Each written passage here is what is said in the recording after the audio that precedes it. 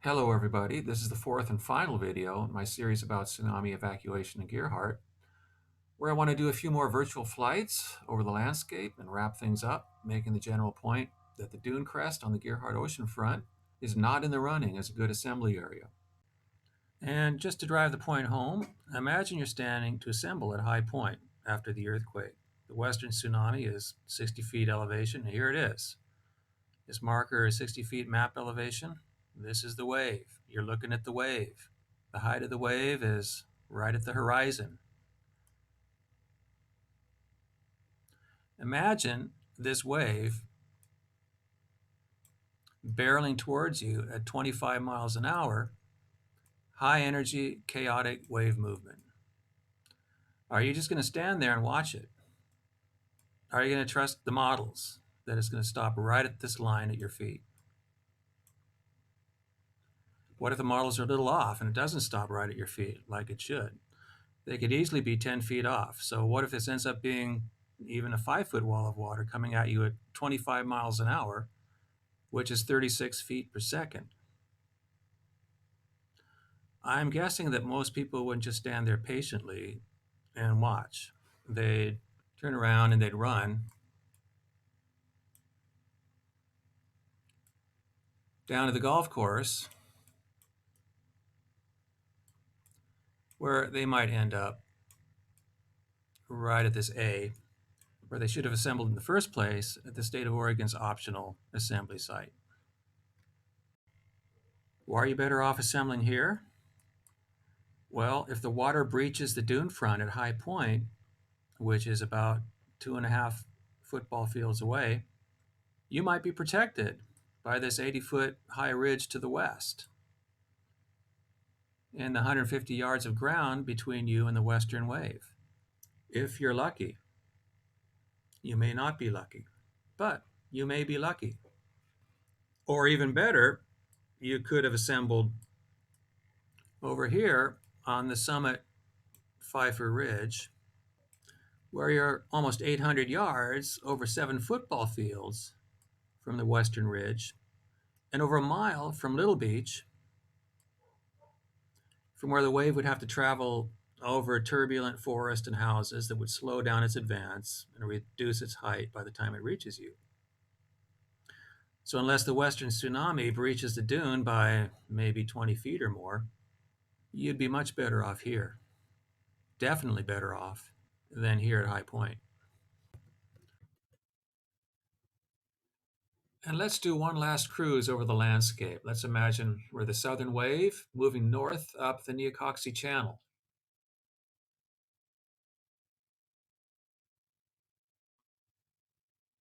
So here we go. The 40-foot wave moving up the channel,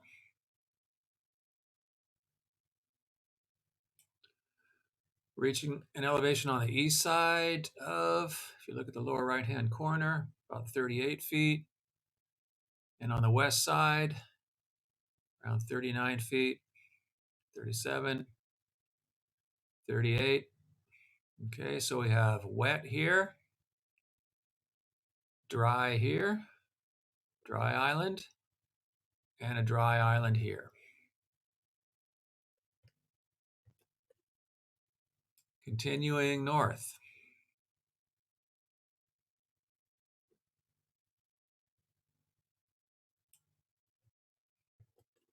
Here on the west side,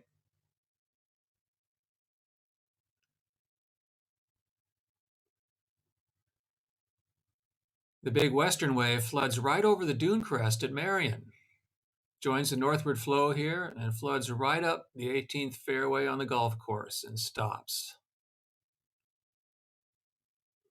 Here it drops its debris, and that debris being the houses along the oceanfront and South Golf Course. So the 18th fairway here and the Southern Golf Course is the graveyard of these neighborhoods. If the large tsunami hits and behaves as predicted, will it hit? Well, that's what Gearhart says it's planning for.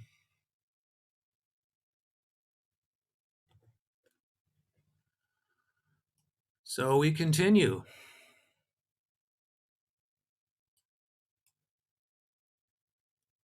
Moving to the north.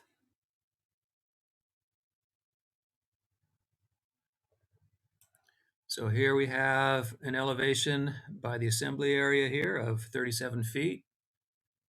And up here looks like the 13th or 14th hole. We've got around 36 feet. And keep in mind that this model completely ignores friction, assumes the wave is traveling over a completely flat surface. Obviously, it's not, so there will be turbulent drag. It slows it down and pulls down its height. So by the time it reaches here, it probably won't be 34 feet, rather, it could be, say, 20, 25 feet. But that's a different subject. We continue north, and these flanking dry islands get wider and wider as the tongue of the wave here gets narrower as it runs out of wavelength.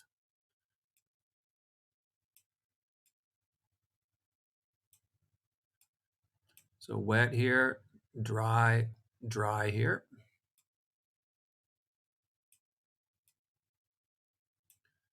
So finally, the flood gets narrower and narrower and narrower until it stops here at Sunset Lake. And here we have this wide island, dry island right here. And look, here in the middle of this wide island, about a third of a mile wide, is Gearhart's Hertig Fire Station. Sitting in the middle of a dry island, about a quarter of a mile from the western wave front, and about a tenth of a mile from the eastern wave front, sitting here dry, right next to US 101, which is also dry. So Gearhart already has a fire station that's well above the large tsunami. Plus, it's right on US 101, ready to hit the ground running. And look, here I've added the extra large tsunami dry islands. So these islands are completely out of the state of Oregon hazard zone. These red islands here. This is the extra large tsunami maximum height. And these are the islands that it leaves.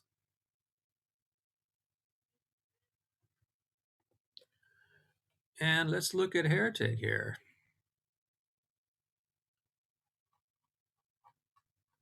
Looks like half the building is outside the state of Oregon tsunami hazard zone, inside the red island.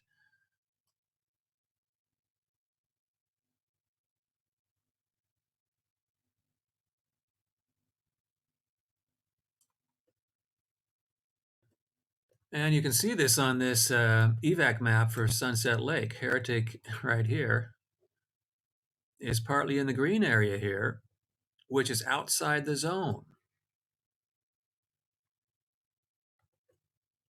I'm betting that if the community wanted the state of Oregon to put an assembly area here, it would be happy to do so, and it would be a real assembly area, not an optional one, because it would be actually in the green zone.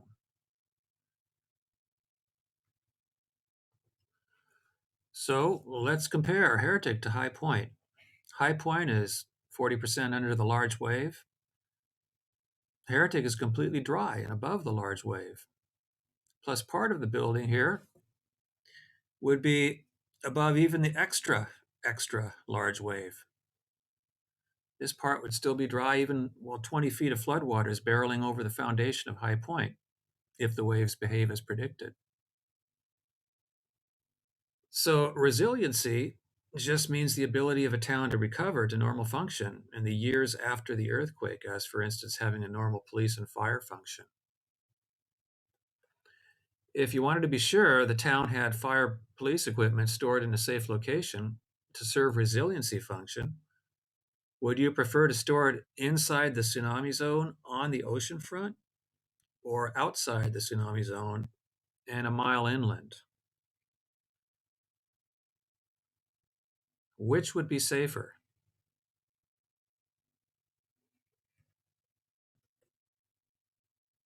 Some towns are building satellite stations to store equipment to be used in the aftermath of a disaster to make themselves resilient.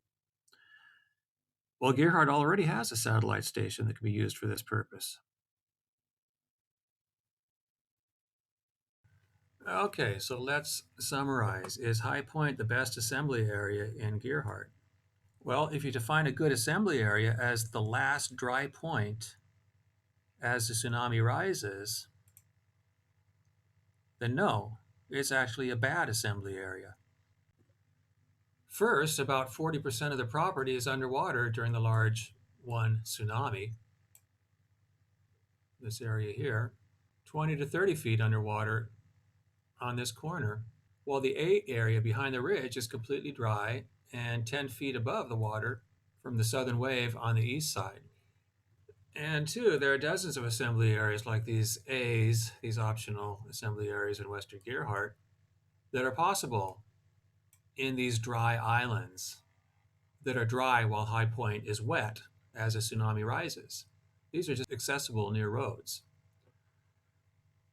So High Point isn't even in the running as the best assembly area in Gearhart.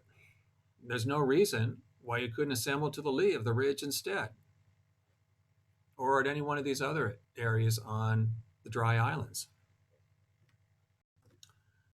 And third, this ridge, all along this ridge, is wide open to a direct hit from the ocean. There's nothing in between. So there's no place on this ridge, this western ridge along Marion Ocean Avenue, that is even a remotely good location to assemble. Why would you assemble at a location that's wide open to a direct hit from the big, high energy western wave? And just a quick disclaimer here to avoid misunderstanding. We're basically splitting hairs. If you look at the fine print on the map, on the evacuation map, it says this map is based on preliminary data and should not be used for site-specific planning. The uncertainty is just too large, as we saw in my last video series. You can change the evacuation map, but you can't move a $10 million building after finding that it's actually in the wrong place, as the science inevitably progresses. But as long as we're splitting hairs, as long as we're rearranging deck chairs on the Titanic, here's the place where you'd want to put your deck chair right here. You'd probably last the longest, see the most, and you might be lucky. And bottom line, in the reasonable worst case scenario, there's really no difference among these optional assembly areas. The only safe location is in the eastern foothills. This A on the evac map is 160 feet elevation, over twice the elevation of High Point. In the green area, outside the hazard zone, the only safe location for a person or a satellite building with emergency equipment. Okay, so finally, I just want to come back to this great motivating paper by Blastland and colleagues. This idea that High Point is the ideal evacuation site in Gearhart, and therefore the ideal construction site, is another example of a neat narrative, something that sounds great, sort of scientific, high elevation, but in reality is far from it. It's something that feels good, we're doing the right thing, and therefore has an animated life of its own that seems impossible to counter. Imagine this happening. We start in 2013 with the state of Oregon telling us that there's only one tsunami safe place near Gearhart, and that's the eastern foothills. That's it. Then, responding to objections from Gearhart, we're given four more. But last resort, high risk assembly areas, avoid for the sake of your life unless you have no choice. After a couple of years, those last resort assembly areas magically become first resort assembly areas, perfectly safe. Then a couple of years later, they magically move to a new location right along the western dune ridge along Marion Avenue.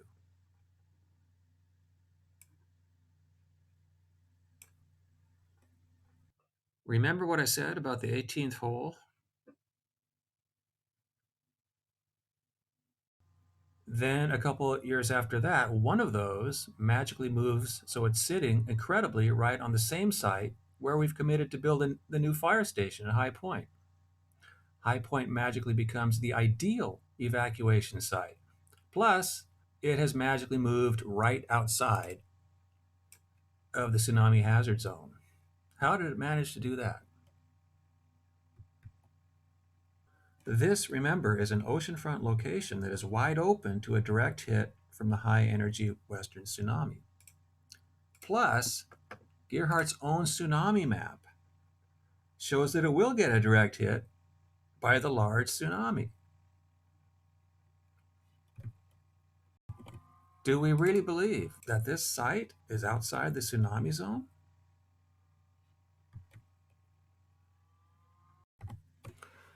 So I think this little example of ours shows how true and relevant this paper is by Blastland et al.